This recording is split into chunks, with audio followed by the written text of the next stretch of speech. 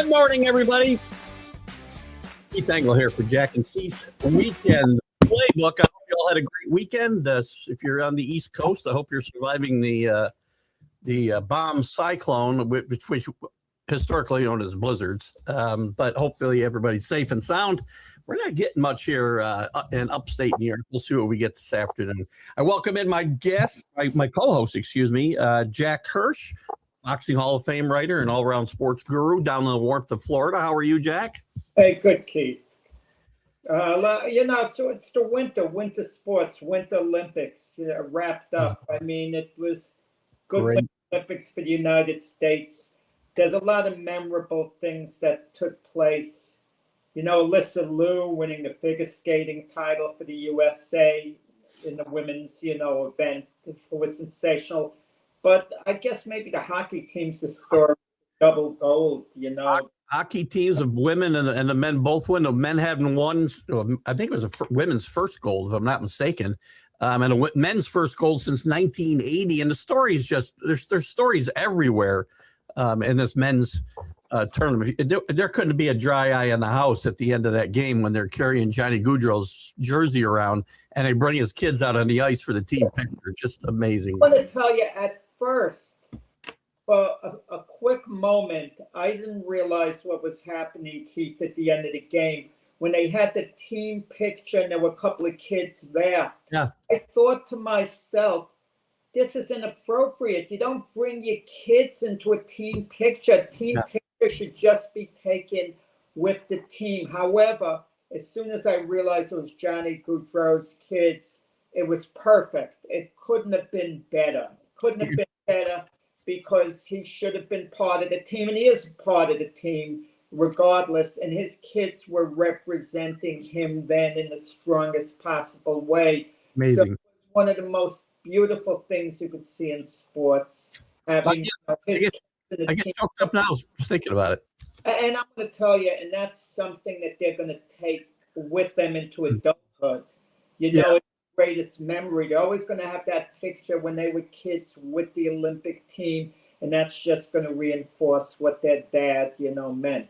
I come across as a pretty cold fish sometimes emotionally, but I can't handle things like that. I was finishing up my show yesterday, and we had a lot of the show I did on the Sunday Stream of Consciousness. We were watching the game together, all of our followers and whatnot, and I could not hardly keep it together at the end when they brought the kids out and they're skating around with his jersey, and it was too much. But the game itself was just amazing. I mean, and I have to comment, I'm sorry, we talk about ugly Americans a lot, but the Canadians, a very bad look for Nathan, what's his name? Nathan McKinnon.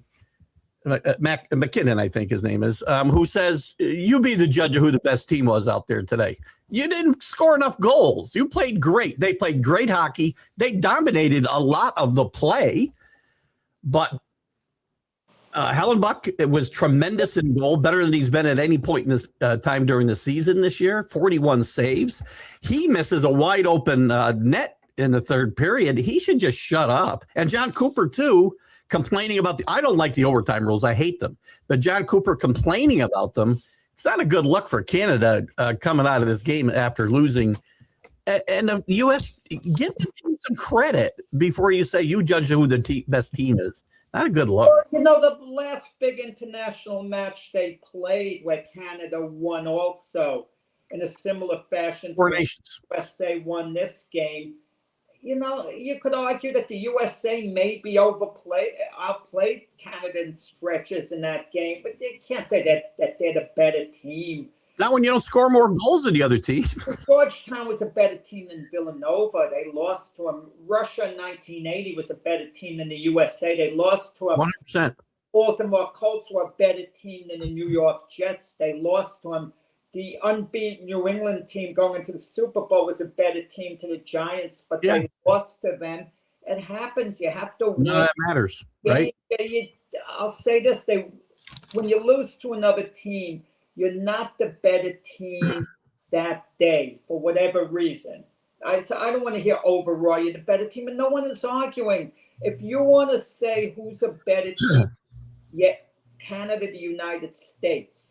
fine. You could say Canada's a better team, but based on yesterday, the USA won. They deserved it. So I don't want to hear about it. No, they might win 6 out of 10. I don't know, but until they play 6 out of 10, I don't know that. But until you score more goals, I know you didn't win. You mentioned the Patriots, great example because, listen, nobody's more obnoxious as a Patriot fan when they were winning, especially that season, than me. And after that game, the better team won that day. That day, the better team won, and that's what you saw yesterday. And usually, in practically every case, underdog wins on an upset. That underdog really isn't that far behind the favorite team as far as being as good as they are. Because I gave examples. The year Villanova beat Georgetown twice in the regular season, they lost to them both games, but they were very competitive games. Yeah. Very competitive games. And the Giants beat the Patriots in the Super Bowl. They had that final regular season game against them. They lost 38-34, which showed they won the same league. It wasn't like they won in the Patriots league and it was the shock of all shocks. The only exception I'd maybe make the 1980 USA hockey team. They weren't that close to the Russians. Let's be honest about it. Herb Brooks in his pre-game speech said it best. We could play them 10 times and they might win 9. Yep. They'd certainly win 8, if not 9. Well, they'd won 10 days before. I think 10 days before they'd won 10-3 in the Madison Square Garden, right? So it's like 3 days before the Olympics began. 3 days before. There you go. The teams are probably something in between. The Russians were clearly the better team, but the United States was better that day and get over. Look, it's one player talking for Canada, so I don't want to kind of magnify it. You're upset. By the way, worst guy who could be speaking because he could have won that game for Canada in the third period. He had a wide open net on the right side, right side of the net, and just blew it. He hit it over the top of the net. I mean, just he point blank. He's only 5 feet away. So they're little things people forget. Even in 1980, the USA had a breakaway. One player was breaking away on goal and got stopped by Mishkin, the Soviet goalie. I think it was Harrington. Yeah. He scored. That would have been an extra goal for the USA. See, you can argue back and forth all these things. Sure you can. There has to be a winner. There has to be a loser in an Olympic final. You can't call it a tie and give them both gold medals and send them home that way. And there's going to be hard luck situations. Players are going to miss open shots on goal.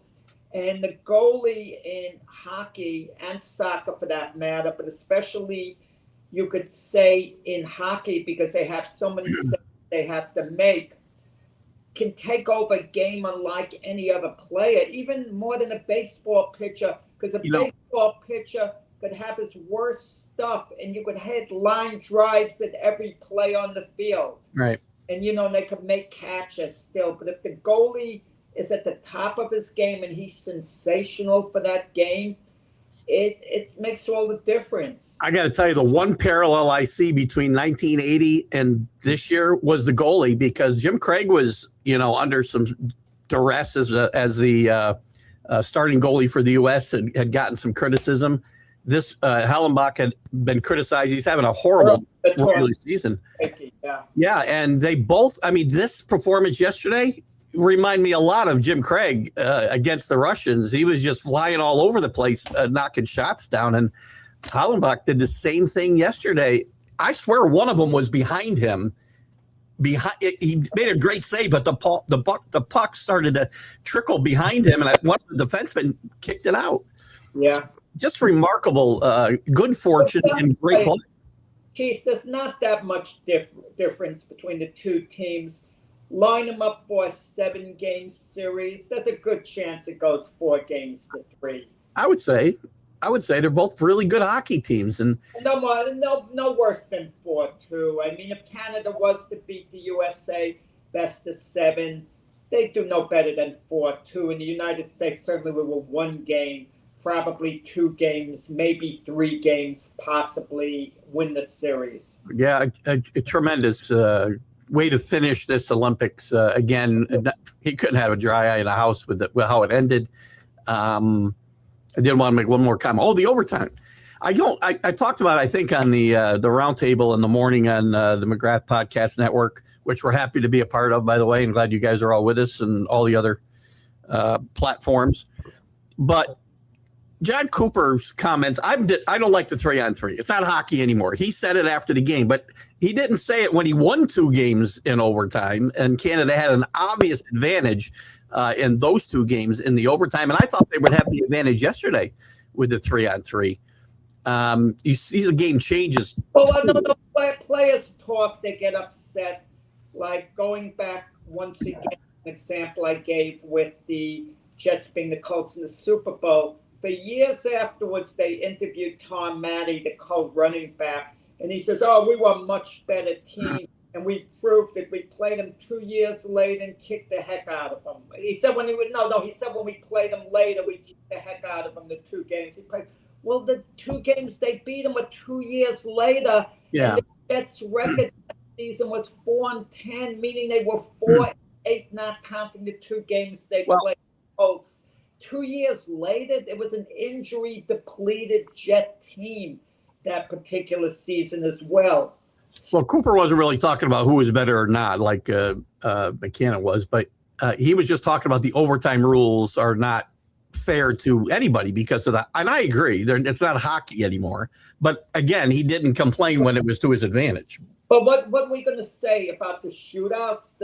Does he think that's fair? No, he doesn't want to shoot. He thinks they should play 5-on-5 right through until there's a winner. I get where he's coming from. And so do I. All debatable. A lot of people agree with them. But also, I don't agree because, except for an Olympic gold medal game, I'll agree on that. Keith, I'll agree on that. The Olympic gold medal game, it's the last game of the tournament.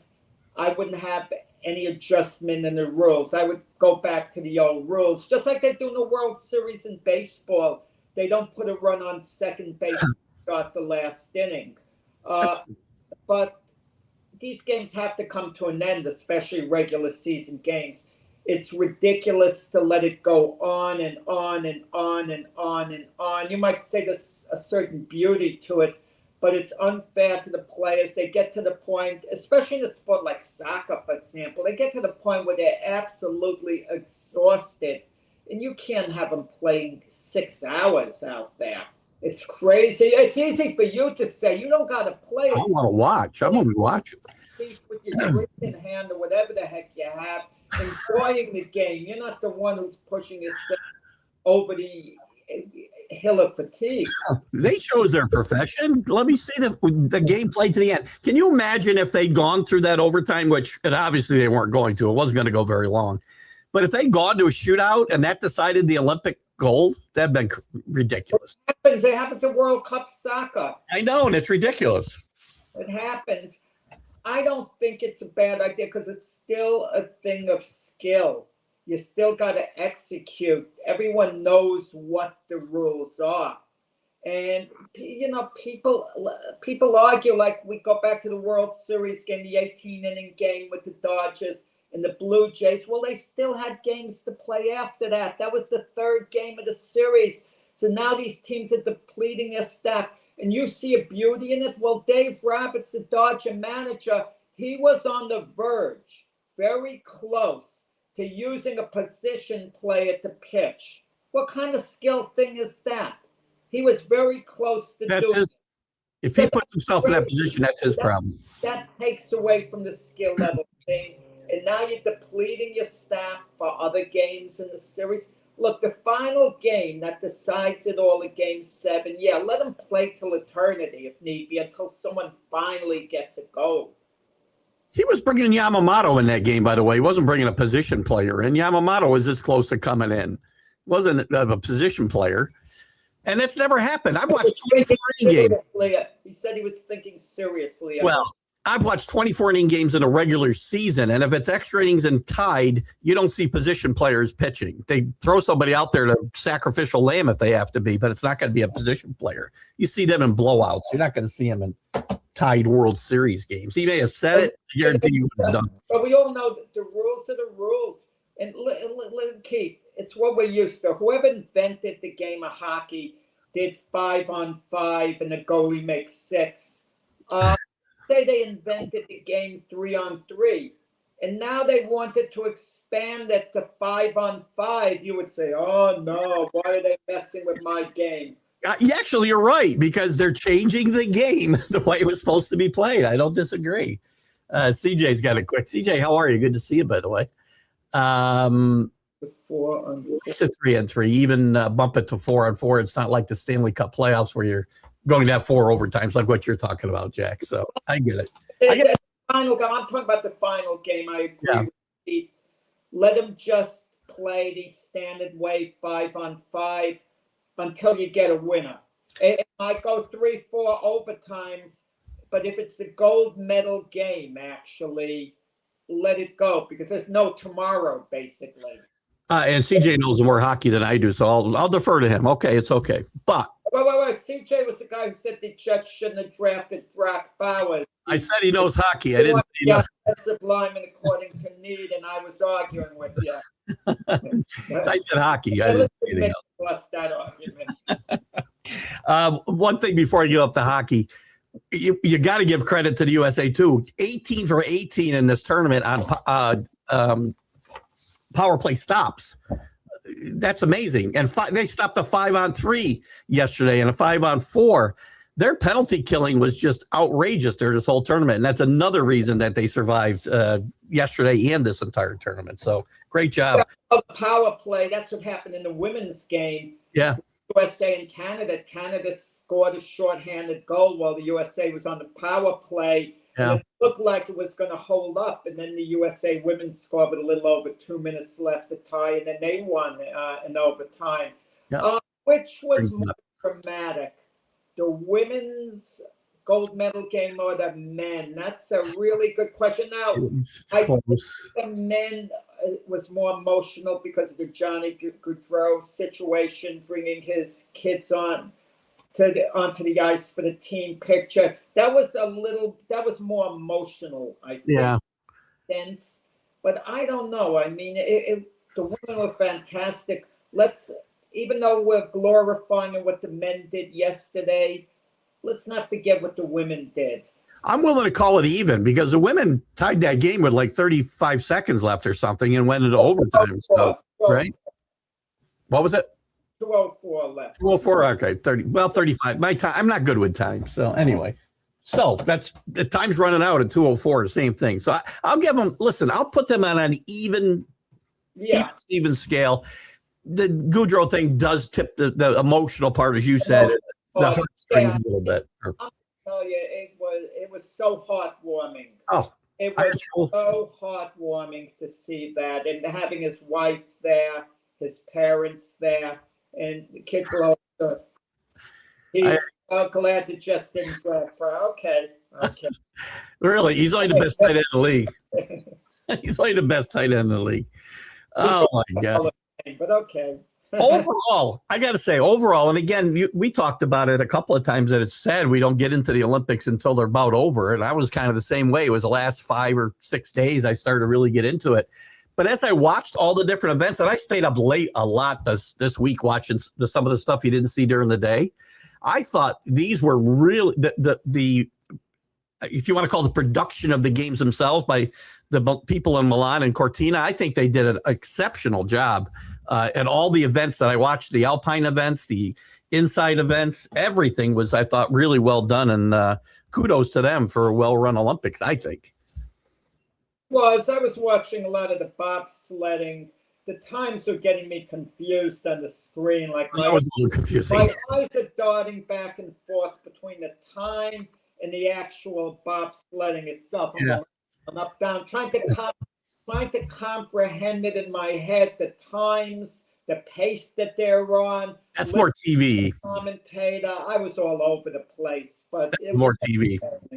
My comment wasn't about really the TV production, but the event itself that was put on by the people in Italy. They did a great job. Yeah, kudos to them. Great job. And they passed the flag on to France for the next Winter Olympics 4 years from now. So we'll see. Hopefully they can do just as well. I wonder economically what it's doing for these countries. I mean, you think all of them are losing a good sum of money, but they feel it's worth it to them. does it get to the point where it's just not worth it? Because I know there was a lot of talk years ago about New York City hosting the Olympics, and people were excited, and I didn't want it. I flat out didn't want it for the simple reason you get your 16 days of glory, you're all excited, and then when it's over, You got a mess. You got the cost, the mess, the this. I can understand certain smaller venues, no venues that small, but like Lake Placid. Never again. But it puts them on the map for eternity. It does. For Lake Placid, But the games have outgrown Lake Placid type well, place. let's talk about going back to Lake Placid. Well, the governor, and we think we talked about it here. I know I talked about it in some of my shows. The governor has talked about bidding on the Olympics. They can't do it until 2038 or 42. But only Lake Placid would only host part of the Olympics. They'd have like the alpine events up there because they still do a lot of the training up there. And the rest, a lot of the events would be in the city, at the Garden, at the Barclays Center. But splitting it up, they do that for the World Cup to an extent. They did it here. Different territories, they do it, the college playoffs, the NCAA. I kind of get all that. And in some cases it can work. But somehow the Olympics should all be bunched together the same time. There should be the Olympic Village where all the athletes could stay. Not some of them are going upstate, some of them in the city. I don't know. But then again, it could work. I can understand. You're certainly not going to have skiing in Central Park. You're not going to have the event. No, you're the ski jump off the Empire State Building. Right. Anyway, we'll see what happens. I mean, the commercial where they threw the ball, about 500 yards into the hoop. Am I going to care in 2042 where the Olympics are? Probably not. I don't know.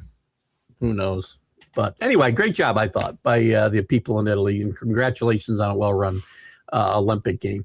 There's some other news around the world of sports. Pat Riley gets honored by the Lakers yesterday with a statue in an Armani suit.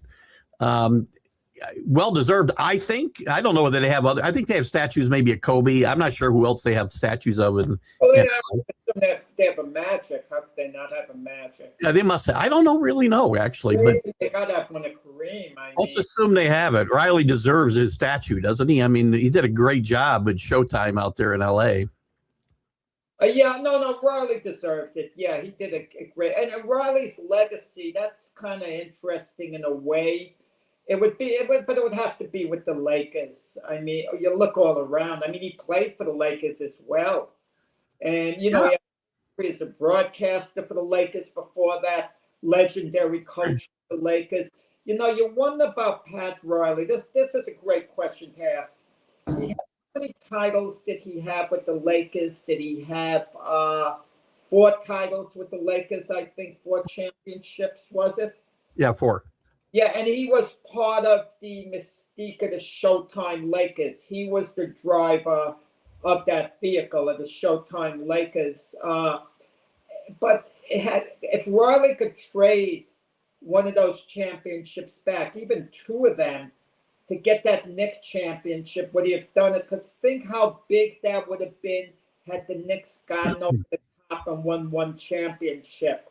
You think of the legacy, as far as being a Knick goes. He's not liked by Knick fans now, it seems. If Riley shows up, chances are they do him. But if he had that championship, what would the perception have been? I love Pat Riley, but you can't fax in your resignation. You just can't do that. I mean, you can't do it now because there's probably no fax machine to do it to, but you should have done it then either. Man, he was stock in the team. I wouldn't have given him stock. That's heavy duty stuff. No, he's fine. I don't care that he left. I care the way he left. Again, it's all perception, right? Go face the media and say I'm resigning. Don't fax in your resignation. Well, he landed in a perfect spot in Miami, a perfect city for him, and he had control of the franchise. They won a couple of championships with him there. I mean, do I trust Riley? No. Do I think he's a little bit, I don't, what's the word to use? A little bit off in what he says. I don't trust him completely, put it that way. But look, you got to give him his due. Well, he's well regarded in this part of the country. He's from Schenectady, New York, right around the corner. So not far from where I live. Well, around the corner.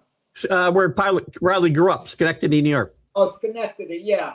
Went Linton High School, which no longer exists. But listen, he wasn't much of a player. Did they honor him there? Has he ever come back? Oh, he's part of the New York State Basketball Hall of Fame. He's come back and he came back for that honor, which was done in Albany. I think he came back to some stuff but his high school's gone. Linton High School's gone. It's not even a school anymore. So you can't really come back if they're not there. But he's come back for certain events. Oh, he had a legendary career playing for Adolph Rupp at the University of Kentucky, and a legendary career. He was part of that team, Adolph Rupp team that played Texas Western, where the famous '66 game where they got beat the first time 5 black guys that ever started at once. No one links Riley as being a racist, and I don't believe he was at all. Don't get me wrong. Rupp was. Jerry Jones at 14 years of age is standing somewhere in the background and people are trying to hold it against him. 14 years old standing in the background, a still photo. That's stupid. That's just stupid. Only Jerry for being a lousy GM if you want, but not the other stuff. 14 years old and you're just standing in the background somewhere. You know, you also talked about him being an announcer. He basically went from announcer to head coach. I mean, he was assistant for about a week before they fired Paul Westhead. You know what's interesting? The greatest basketball person all around in all positions was Jerry West, greatest of all time. Greatest of all time, hands down. And I'm talking about body of work, player, executive. He was arguably the greatest executive in NBA history, Jerry West, and one of the top 20 players of all time in NBA history. Someone like Johnny Sally puts him in his top 5. That's a little extreme at this point, but you can make an argument that Jerry West is still possibly a top 10 player of all time, possibly. Okay? Very good. I agree. Great player. Listen, and Jeremy brings up, I forgot, we talked about Rondell Moore and the tragic circumstances there yesterday. But I was remiss on all my shows to mention the passing of Doug Moe this past weekend as well. Great NBA coach, played in the ABA with 89, right? I mean, he was up there. Yeah. No, whatever. Larry Brown. He went to school. He went to North Carolina with Larry Brown and coached with Larry Brown forever in the ABA. No, Doug Moe, absolutely. A storied name in the NBA for years. Definitely, deserves to be talked about, acknowledged. But something about Rondell Moore at age 25, it's tragic. It hits home. You just heartbreaking. You wish he had gotten the help that he needed. Hadn't gotten to the point of being so depressed that. Mental health is an important issue, and obviously, and it gets overlooked. And I joke, and I make jokes I shouldn't make sometimes, but my Kyrie Irving riff. One of my favorites, I shouldn't bring this up because one of my favorite announcers, not yours, is Michael Kay. I don't think he's a great announcer. I think he's a very compassionate, decent guy on top of it, okay? But years ago, and keep this in mind, underline the word years ago, people didn't understand maybe about mental health as well as now. He was talking about A-Rod being depressed. He says, how can you be depressed when you're making all that money and you're playing this position for the Yankees and this and that? People didn't understand it at the time. And maybe shame on me for bringing that up because it happened long ago. You could bring up things that I said that were long ago that would be embarrassing to look at now. So maybe I shouldn't have done that. But I think all of us our tapes are here forever. The concept of mental health a little more. With Rondell Moore, if anything, and I don't want to say good comes as something like that, I'm going to put it another way to add more to his legacy in a positive way, Rondell Moore. I think players now are waking up a little more, seeing what happened, and you hear there's a movement now to address the mental health situation in the NFL more so right now than they've been doing. Yeah, I agree. I think all sports are. Something that can be very good for Rondell Moore's legacy. And I wouldn't mind a law being passed, a rule called the Rondell Moore, rule where guys have to get certain checks for mental health. I got to go backwards here for a second because there was a comment made about. I made a comment about Riley faxing in his. There's a couple of comments faxing in his resignation. Many players do it on the internet today, and Jeremy says, if they do it, is it still an issue if they do it on social media? To me, it's the same thing. Go face the music and. It depends on relationships. You know what recently happened last week? There's this boxer, Conor Ben, who holds, I guess, because he holds one of the belts. I mean, Eddie Hearn, famous matchroom promoter. He promoted this guy from the beginning of his career. He built him up to the highest possible status, made him a lot of money, and Conor Ben failed drug tests. And then he stuck by his side, and all of a sudden Conor Ben leaves him out of the clear blue. It's a shock. Doesn't even have a conversation with Eddie Hearn. Just sends him a note through the attorney that he's going elsewhere. And they were thought to have the greatest relationship. He wouldn't even speak to, the promoter. And he wasn't mad at him. Yeah. Oh, he just figured he got Dana White, the UFC guy who's now in boxing, offered him $15 million for one fight. So it's goodbye to the people who are loyal to him. Now, you could say, how do you turn down the $15 million? But if someone worked you to the point where you could earn $15 million and they took you from scratch, you work out a financial arrangement with them, or at the very least, you sit down and you talk with them. Can I tell you a little? I don't mean to stray, but people like to learn a little about. You stray. We do that every day. I had coached JV basketball. I won't say what it's at 3 different schools actually. Couldn't hold a job or what? I'll tell you which of the schools this was. JV basketball was at 2 schools, but I won't tell you which of the 2 it was.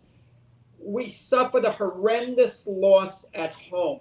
Keith, don't laugh. We got blown out by 50 points at home. You heard it. I'm not laughing at that. I'm laughing at the fact that probably why you had 2 jobs. It was brutal. At the end of the game, 2 of my starters take off their sweaty jersey and they hand it to me. They don't want to be a part of the team. Handed me their sweaty jersey and they just quit. They didn't curse me. They just handed, we want nothing to do with this, so on. And I'm shocked what they do. Sweaty jersey. The next day, a 3rd starter quits, but he washes his jersey. It's ironed, it's clean. He sits down, he talks with me, telling me he's not a loser in a nice way. He can't be a part of this. It's too upsetting. But he sits down and he has a nice, long conversation with me why he's quitting. I don't want to say man to man because it's a high school kid, but you know where I'm coming from. Nicest kid, the way he discussed it. Guess what? We play our last game of the season. 3 weeks later, I have a short team. We play another team that had beaten us twice that year, and they beat us by 25 points a few days before, and we upset them at home. And the crowd is going crazy, storming the court. And the 2 kids who handed me the sweaty uniform in the stands, I wonder what they were thinking, but I wondered more the nice kid who washed his uniform, ironed it, sat down and talked with me what they thought. And I always respected the kid who talked to me. At least he did it the right way, even though I tried to talk him out of quitting. Quitting on his teammates in a way. And in other words, there's a right way and a wrong way to do things. And Riley sending in the fax, he was ticked off with the Knick organization, apparently. He was trying to send a message to him, don't you think? Well, he was leaving. Isn't that a message enough? I mean, come on. No, I mean, what way can you do it? You can make a phone call. And showing up, calling a press conference and say, I'm leaving as the head coach of the New York Knicks, and let people take questions. Basically, you want to leave. Have you ever been in a job where you've been so fed up, you feel like just walking out? You just give them a note, I'm gone. I don't even want to talk to you. This is hopeless beyond repair. Yeah, I wouldn't do that. No. Leaving, I'm going. And if it's bosses you don't like, you don't have respect for. Now, I never reached that point in a job. I only had 2 jobs in my entire adult life. So, but you know what I mean on that. Yeah, but I would not have done it. If it came to that point, I would have walked into my boss's office and told him I was leaving because of XYZ. But there was one story, I think it was in the book by Jack Curry. He wrote about the 1998 New York Yankees. One of the relief pitchers was getting sent to the minors, and he wanted to duck out and not speak to anyone, just leave and not be seen. As he's on his way out, he bumps into Darryl Strawberry, and he tells Strawberry the news. And Strawberry says, look, we're going to have a team picture being taken soon. I think this is a historical team. I think you should stick around and get in the photo. And the player all of a sudden thinks, and then he asks Joe Torre, would you mind I just get in the team photo and then leave? And Torre says, no, by all means, get in the photo. And now the guy is part of the 1998 New York Yankee team photo. I forgot the pitcher's name. He was a marginal relief pitcher. He pitched a little for the Yankees the following year, by the way. But just the idea there's a way sometimes to leave and not leave. But in some instances, you feel you can't wait to get out of there because it's such a miserable condition. Yeah. Then Riley, the way he did it, I get it. Riley could have stayed as Nick coach. No one was firing him or pressuring him to leave. Understood. And he could have left and done it with a little bit more responsibility in my mind, just showing up and, stating your case. Anyway, speaking of bad luck, so this is a bad look, another bad look in sports. Artie Moreno says yesterday, and let me quote him so I get this right. This Artie Moreno, the owner of the Angels. Remember how bad this team is. The number one thing fans want is affordability. They want affordability. They want safety. They want a good experience when they come to the ballpark. Believe it or not, winning is not in their top 5. How out of touch is Artie Moreno, and how out of touch is a guy who puts a product on the field that he's put out there for the last decade and hires a manager on a 1-year contract, first-time manager, Kurt Suzuki. No manager of baseball is in a worse position than Kurt Suzuki this year. He's got a 1-year contract with one of the worst teams in baseball and one of the worst organizations in baseball. And Artie Moreno says the fans don't care about winning. Good for Artie Moreno. Good for Artie Moreno. That's bull. That's bull. You know that. Artie Moreno. What is wrong with a 1-year contract? Nothing at all. You're a believer. Give a guy a multi-year contract, and when he has 1 year left, he's a lame duck. He's not a darn lame duck. Your 1-year contract? He hires a manager? So hire the manager. Look, and if you're happy with the way he's running the team, you bring him back. Let him earn a multi-year contract.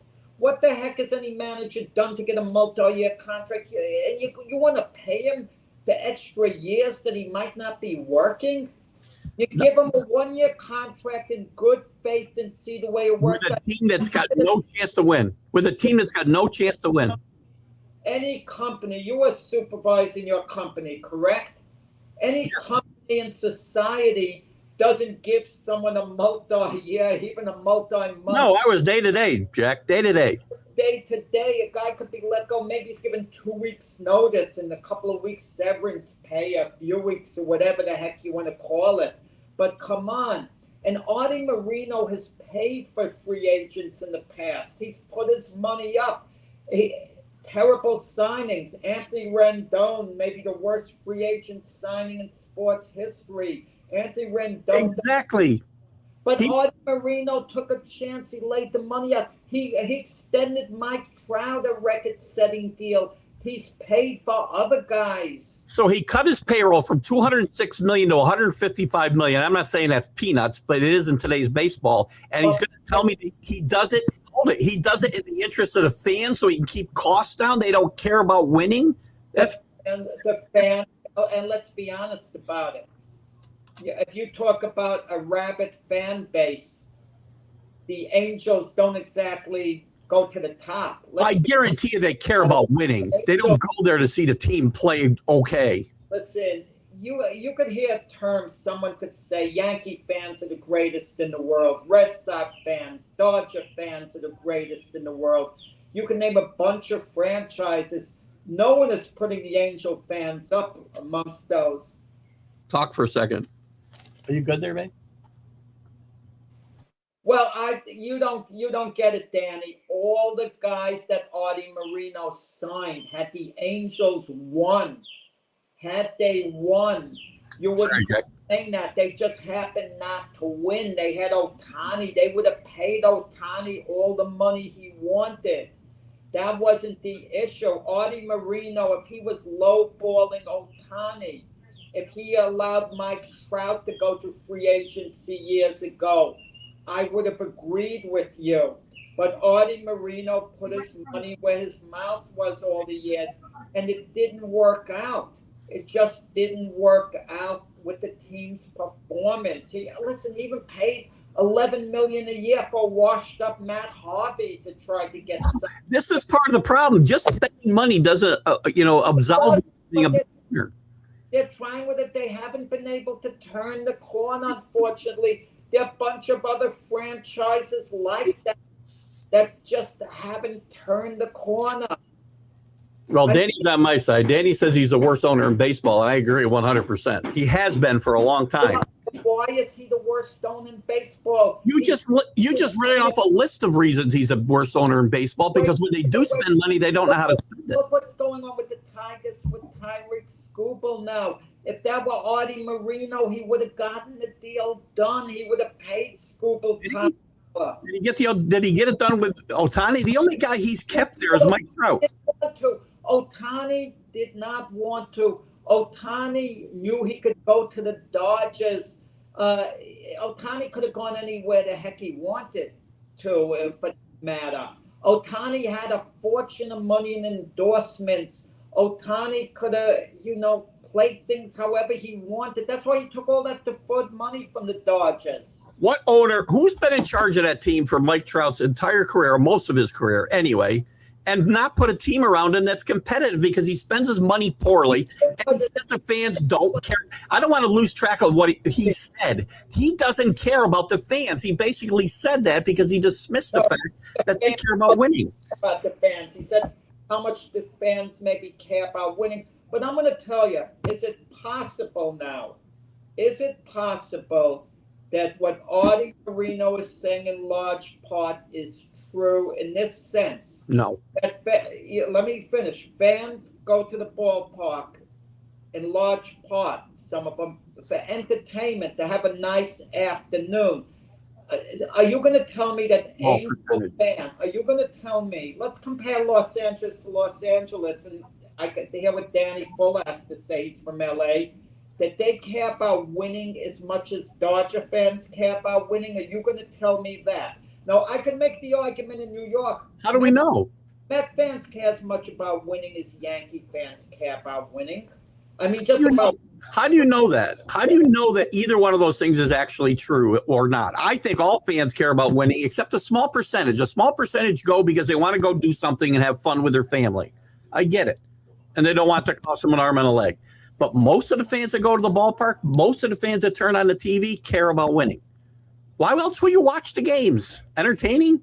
I'll watch wrestling if I don't care about winning. So everyone wants to win. Had players like Anthony Rondon performed, if he performed the way he did when he was on the Washington Nationals, and had Mike Trout stayed healthy, and a couple of other things came into place, the Angels would have won.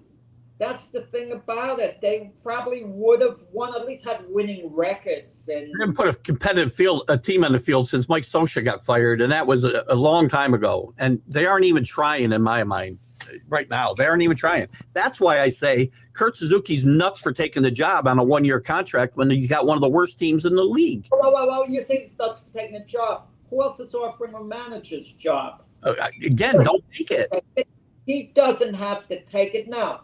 If the Angels make the playoffs next year and Artie Moreno comes back and offers Suzuki a one-year contract, now it's a reason to be ticked at Artie Moreno, saying you're being ridiculous now. You got to offer him a multi-year deal after the way he proved himself. Look, Robert Kraft fired Gerard Mayo after 1 year. That's your Patriots. Yep. How many years did Gerard Mayo have on his contract? Quite frankly, I'm not sure. I think two more. I think two more. I'm not positive. He had a 3-year deal at least. Yeah. At least, okay? I'm pretty sure it was 3 years. Because these coaches, new coaches, are given anywhere 3 to 5 years normally. Yeah. You know, if they extend them, it might be 2 years at certain points. Okay, so he's paying Gerard Mayo for 2 years now working after Gerard Mayo had a poor season, you know, as a rookie head coach. I mean, come on. It's hard enough for these guys to get players in line as it is. When you give a guy a 1-year contract and he's a lame duck from the minute they report to spring training. Walter Alston, the legendary Dodger. The game was totally different then. You can't compare. Managers always used to work on 1-year deals all the time. All the time. Yes, and everybody worked on 1-year deals then. Players and managers, everybody did at that point. The game was totally different then. The game's totally different. I can understand. And the players didn't make more than the managers. I can understand your argument, Keith. You don't give a guy a 1-year deal to start. I can understand that. But the argument that I don't like at all is if you give a guy a 3 or 4 year deal and he's 1 year away, he has only 1 year left, you have to extend him. I don't go for that. Extend him if he wins a championship. He's doing an outstanding job. I don't want to hear this lame duck, because players are always lame ducks. Look at all the players who have 1 year left on their contract. How are they, you mean to tell me players are not going to perform for manager, coach has 1 year left? You're telling me they're not going to perform. Oh, I'm not going to hit. I didn't say perform. I did not say that. I'm not going to catch the ball. I don't care about winning. Not what I'm talking about. You know that. Now you're taking it to an extreme that's not even realistic. That's not what I'm talking about. How do you discipline guys when already they're making 7 times what you make? Red Auerbach said, I don't handle men. I deal with men. You deal with them. You talk with them. Red Auerbach coached at a different time. You don't have to have any time left on your contract, and you could be working day to day, and you still deal with someone. As long as you're the coach, you're the manager.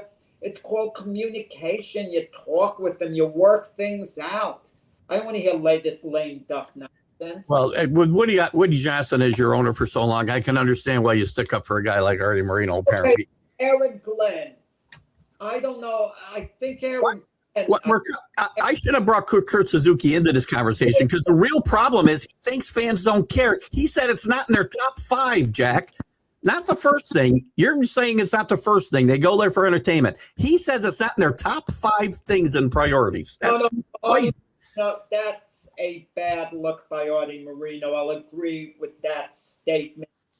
Say it's not in the top 5 and start putting the numbers down. You can't. That's like telling the fans you don't care at all whether you win or lose. He said that. He basically, I've always wanted to win. It's just, what's the cost of winning right now? So he's telling me he's not willing to do it. I'm not willing to do it. Sell the team. But in all fairness, if I'm taking my grandson to a ball game, my first priority, we have a peaceful time, not winning and not get harassed by some drunk. Well, that I agree with. I don't disagree. Again, the atmosphere means something. Keeping a safe environment. You can do all that and try to win. I'm not afraid. Listen, Yankee Stadium's not always the most favorable place. I've never been afraid in Yankee Stadium, ever. And they spend money and try to win. They don't do it well, but they try to win. So, anyway, that's kind of what I said. That's why Jet fans settle for the mediocre, apparently. Well, Jet fans aren't the most intense. I mean, I'm going to... Are you saying Jet fans don't care about winning more than Giant fans?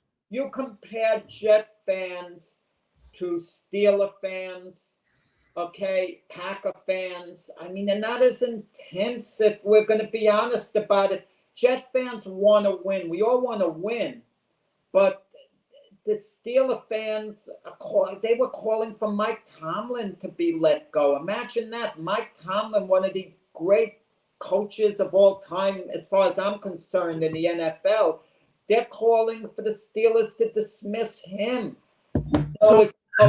And the Jet fans. So help me here. If Jet fans don't care about seeing their team win, they aren't going there to be entertained. Hold on. Yeah. Let me finish. I'll use Artie's example. They're going there to be entertained by the Jets.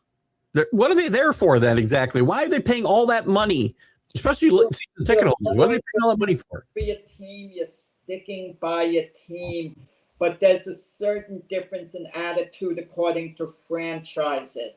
A big difference in attitude as far as the expectations go. Yeah. And the Angels have low expectations. I feel for Mike Trout. I do too. Because Mike Trout has never demanded a trade from the Angels, to our knowledge. And I think Artie Moreno said a couple of years ago, if Mike Trout ever asked to be traded, we would explore that option. And I'm sure they've had this discussion with Mike Trout, and he said, no, I want to be a career Angel. And Mike Trout is the modern-day Ernie Banks. And I would make an argument that Artie Moreno's taken advantage of that by not putting a team around him that can win because he's not going to leave anyway. Right, he's done that in the past. He's signed guys. It just didn't work out. They weren't guys that were going to help this team win. Anthony Rendon was never one of the best third basemen in baseball. These guys, he signed all these retread pitchers. At the time, he signed them for 30. He's the only guy I can think of that he brought in there that had a chance to make this team better. Okay, well, he's not doing it right now, so it's kind of irrelevant. What he's done in the past. I agree with your bad statement by Artie Moreno. You don't go after the fans. You don't attack the fans unless the fans are really didn't. And you want to respond. The sad part of this is he didn't attack the fans. He's really saying it's just not important to them, so it's not important to me. I want to give them a good, what do you say? You want to give them an entertaining evening or whatever. Well, what's the payroll? About payroll compared to the other teams? Does it come in the middle of the pack or what? That's what I want to look into. What's that? The payroll? Angels payroll. 155, I guarantee, is the bottom of the pack. If it's one of the lowest payrolls in the major leagues, yeah, then it becomes an issue. But is it just the lowest one for now? Has it traditionally been one of the highest payrolls, and now it's one which didn't work out? And now is it one of the lowest ones? And how's his farm system like? If he has a weak farm system, now that's a big problem. If he has a strong farm system and that's how they're going to build going forward, that's another matter. If he's at 155, has been reported, then he's in the bottom half of the league. Well, how far in the bottom half? About 30 teams. There's 10 teams. No, there's 32 teams. I'm sorry. There's about 10. There's about 12 teams below. 30 teams. What am I saying? 30. There's 12 teams below that number right now. Okay, so it's not rock bottom. I mean, it's not. But some of these teams are doing more with their money. I mean, Milwaukee's in there at 130. Some of these teams are doing more with their money too. So again, it's not just how much you spend; it's how you spend it. But Milwaukee extended their manager. They've won and he's earned it. So we'll see what's what. The Jets. They'll finish 6th in a 5-team division, Danny said. Well, one last thing before you actually, I gotta get going anyway because my Culligan guy's here looking around to put in our water softener around my office here. But what's going on today? Any boxing? We had a boxing match this weekend. Yeah. Ryan Garcia beat Mario Barrios. I mean, Garcia looked really, really good. Barrios is a mediocre fighter who held a belt. And it's Garcia's first win in a couple of years. And now everyone's getting excited. He's a superstar, according to them. He looked so good. And look, Garcia lost his last fight before this badly to Raleigh. Did he get arrested right after that fight? Was he the guy that got arrested? He did the fight before that when he it beat Devin Haney, but then they took the victory away from him and made it a no contest because of PED use. Okay. All right. And so he's Wasn't he trafficking as well or not? Wasn't he the same guy? And Garcia's charismatic. He wants to fight Shakur Stevenson. Whoever Garcia fights, he's charismatic. He's an attention getter. Floyd Mayweather's returning to the ring. He's going to have this so-called exhibition with Mike Tyson. I don't know how they're going to work that exhibition out. But then he's going to fight for real, supposedly, before the year's out against Manny Pacquiao. Real. How old is he? The real.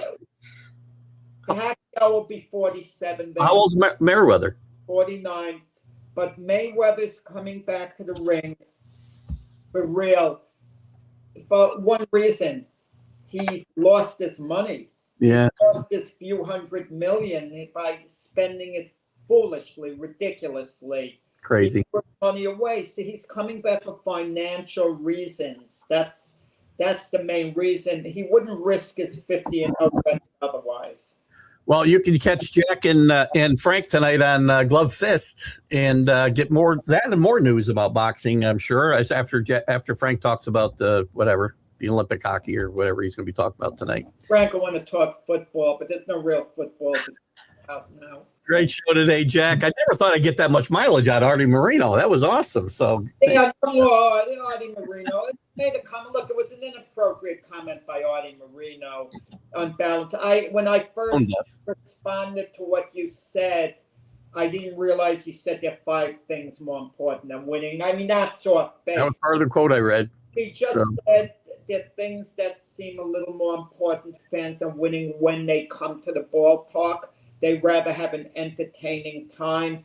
That's a bad look as is. Fans don't want to hear that. Yeah, I know. But let's be honest about it. It's true in any ballpark. Anyone going to the ballpark, for the most part, they want to have a relaxing, enjoyable day. You know, and don't get me wrong, but and watch your team win. And watch your team win, absolutely.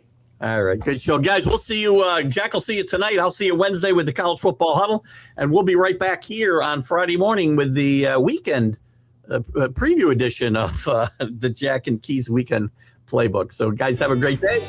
Great Monday. Stay out of the snow. Have a great day. Bye-bye.